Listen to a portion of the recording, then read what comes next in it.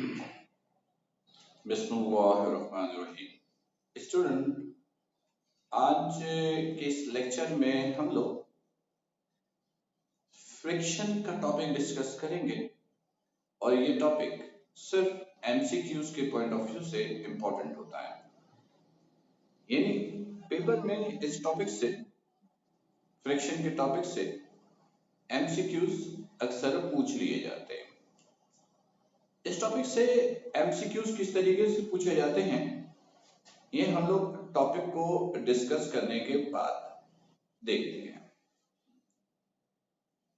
Student, अगर मैं ये आपसे पूछूं कि व्हाट इज फ्रिक्शन, फ्रिक्शन होता क्या है, तो स्टूडेंट्स आपको फ्रिक्शन में चार बातें याद रखनी है। नंबर वन, कि फ्रिक्शन जो है वो एक फोर्स है। इट इज अ फोर्स, ये एक फोर्स है।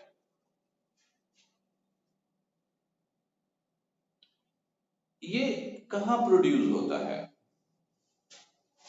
ये बिटवीन दी सरफेसेस, या ये बिटवीन दी सरफेसेस प्रोड्यूस होता है।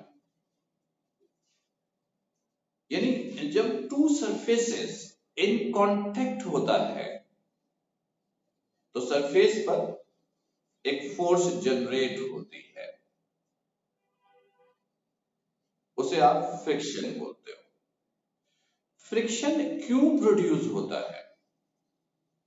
फ्रिक्शन प्रोड्यूस होने का मकसद बॉडी की वेलोसिटी को डिक्रीज करना है, बॉडी को डी एक्सेलरेट करना है। To decrease velocity of a body, to decrease velocity of a body, body की वेलोसिटी को डिक्रीज करना, ये इसका ऑब्जेक्ट है। इसकी डायरेक्शन क्या होती है? ये मोशंस के हमेशा ऑपोजिट होगी। Opposite, opposite in motion, opposite in motion. और अगर आप इन चारों पॉइंट्स को कंबाइन कर दें, चारों पॉइंट्स को मिला दें, तो ये फ्रिक्शन की डेफिनेशन बन जाएगी। ऐसे कहोगे, friction is a force which produce between the surfaces to decrease the velocity of a body in the opposite directions of motion. ये फ्रिक्शन की डेफिनेशन बनेगी। Friction is a force which produce onto the surface to decrease the velocity of a body in the opposite directions of motion. जब कोई body surface पे move करता है तो surface पर एक फोर्स जनरेट होगी, जिसका मकसद बॉडी के मोशंस को डी एक्सेलरेट करना है, बॉडी की वेलोसिटी को कम करना है, रोकना है। और उस रोकने वाली फोर्स को क्या कहते हैं? फ्रिक्शन कहते हैं। फ्रिक्शन की अगर आप सिंबल की बात करोगे, सिंबल की, तो सिंबल आप स्मॉल एफ भी लिख सकते हो और कैपिटल एफ भी, कोई पाबंदी नहीं है, जो चाहे आप यूज कर। यूनिट न्यूटन ही होगा। फ्रिक्शन मालूम करने के फॉर्मूले आप इनमें से कोई भी इस्तेमाल कर सकते हो। Number one, F is equal to mu R. आप इसकी जगह ये भी लिख सकते हो, small f is equal to mu R. F is equal to mu W. Reaction weight के अगर बराबर है तो R की जगह आप W भी यूज कर सकते हो, और ये भी लिख सकते हो F is equal to mu W. ये जो म्यू है, म्यू को आप कहते हो coefficient of friction, coefficient of friction, coefficient of friction. और अगर म्यू को आप डिफाइन करना चाहो तो डिफाइन ऐसे करते हो, आर मल्टीप्लाई इसके साथ इधर आके डिवाइड, तो म्यू इक्वल हो जाएगा एफ ओवर आर के। तो आप इसको ऐसे रीड करोगे, the ratio between force of friction and normal reaction is called coefficient of friction. Ratio between friction, force of friction and normal reaction is called mu. और याद रखिएगा म्यू का कोई यूनिट नहीं होता, क्योंकि ये टू सिमिलर फिजिकल क्वांटिटीज के दरमियान रेशो है। सिमिलर फिजिकल क्वांटिटीज के दरमियान रेशो का कोई यूनिट नहीं होता। फोर्स का यूनिट न्यूटन, रिएक्शन भी फोर्स है, न्यूटन कैंसिल होगा, कोई यूनिट नहीं बचेगा, नो यूनिट, राइट? ओके, इसमें अगर हम टाइप्स की बात करें फ्रिक्शन की, टाइप्स की, नंबर 1, जब एक बॉडी रेस्ट में होता है, रेस्ट में होता है, तो इस वक्त जो फ्रिक्शन होगी उसे हम लोग कहते हैं static friction. Static friction, static friction. अगर बॉडी रेस्ट में है तो फ्रिक्शन कौन सा है? स्टैटिक। और अगर बॉडी मोशन में है, इन मोशन, तो इसे हम लोग कहते हैं kinetic friction. Kinetic friction. Body rest में तो स्टैटिक फ्रिक्शन, मोशन में तो काइनेटिक फ्रिक्शन। स्टूडेंट्स, रेस्ट और मोशंस के दरमियान एक स्टेज ऐसा होता है जिसमें ना तो बॉडी मुकम्मल तौर पर रेस्ट में होती है और ना ही बॉडी मुकम्मल तौर पर मोशन में होती है। जैसे अगर एक गाड़ी रेड सिग्नल पे रुकी हुई है तो हम कहते हैं वो रेस्ट पोजीशन पे है, स्टैटिक फ्रिक्शन पे है। लेकिन जैसे सिग्नल येलो और ग्रीन होने वाला होता है और ग्रीन होता है तो उस लम्हे गाड़ी की जो मूवमेंट होती है ना तो वो मुकम्मल तौर पर मोशन में काउंट होगी और ना ही मुकम्मल तौर पर वो रेस्ट में काउंट होगी। इस सिचुएशन में जो फ्रिक्शन होगा उस फ्रिक्शन को हम लोग कहेंगे लिमिटिंग फ्रिक्शन, यानी friction at the instant to move, at the instant to move, इस लम्हे जो फ्रिक्शन होगा इसे हम लोग कहते हैं limiting friction. Limiting friction.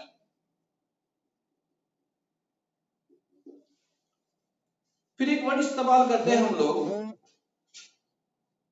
Sliding, slide to slide, ये इंक्लाइन पे मूव करना।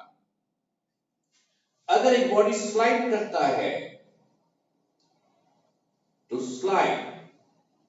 स्लाइड करता है तो इस वक्त जो फ्रिक्शन होगी इसे कहेंगे स्लाइडिंग फ्रिक्शन। Sliding friction.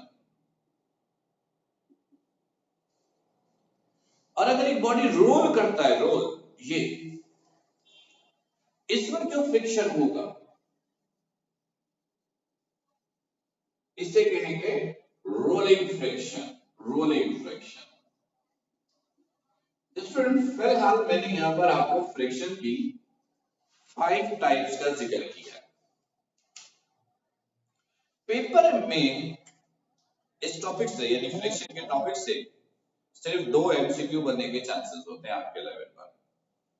पहला एमसीक्यू यहां से बनेगा इस इंफॉर्मेशन से, अगर बना तो।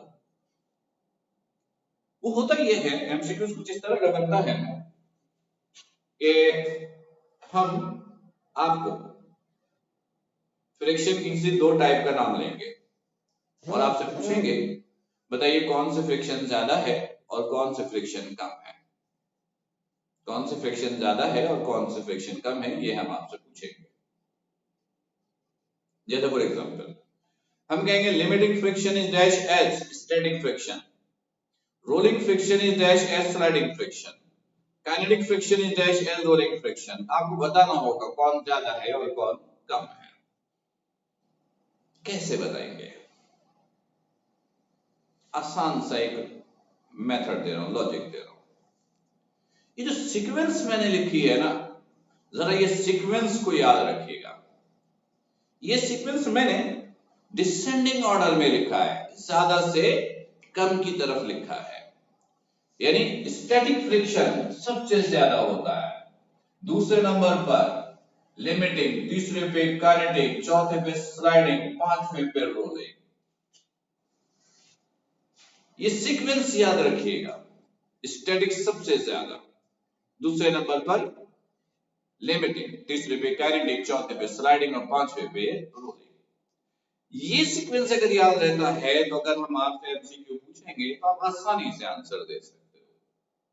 जैसे फॉर एग्जांपल मैंने आपसे पूछा, rolling friction is dash as sliding friction, you will say less. Kinetic is dash as rolling friction, कहोगे greater. Static is dash as limiting friction, आप कहोगे greater. तो एक एमसीक्यू तो इस तरह बनता है। दूसरा एमसीक्यू, स्टूडेंट अगर मैं आपसे पूछूं कि आपको कैसे पता चलेगा कि किसी जगह पर फ्रिक्शन एग्जिस्ट कर रहा है या नहीं, ये आप कैसे डिसाइड करोगे? तो इसका एक सिंपल सा रूल है। If you have a surface, then there will be some friction. अगर सरफेस है तो फ्रिक्शन है, अगर सरफेस है तो फ्रिक्शन है, ये सिंपल सा रूल है। तो स्टूडेंट सरफेस हमेशा सॉलिड हो ऐसा कोई रूल तो नहीं है, लिक्विड सरफेस भी तो हो सकता है। तो अगर लिक्विड सरफेस है तो इस सिचुएशन में जब जो फ्रिक्शन होगा, लिक्विड सरफेस पे जो फ्रिक्शन होगा, इस फ्रिक्शन को हम लोग कहते हैं फ्लूइड फ्रिक्शन। क्या कहते हैं? Fluid friction. फ्लूइड फ्रिक्शन जो है, स्टोक नाम के एक साइंटिस्ट ने इसकी डिटर्मिनेशन की थी। स्टोक नाम के साइंटिस्ट ने, इस साइंटिस्ट ने फ्लूइड फ्रिक्शन मालूम करने के लिए एक फॉर्मूला भी डिराइव किया था। उस फॉर्मूले को आप कहते हो स्टोक्स लॉ। तो जो दूसरा एमसीक्यू होगा ना, उसमें हम आपसे सिंपल ये कहते हैं अकॉर्डिंग टू स्टोक्स लॉ। नीचे 4 फॉर्मूले लिखे होते हैं, आपको करेक्ट फॉर्मूला चूज करना है। यानी हम करेंगे ये, हम सिंपल कहेंगे according to Stokes law, according to Stokes law. नीचे फॉर्मूले लिखे होंगे, कोई करेक्ट एक फॉर्मूला आपने चूज कर लेना है। तो याद रखिएगा according to Stokes law fluid friction का फॉर्मूला 6 पाई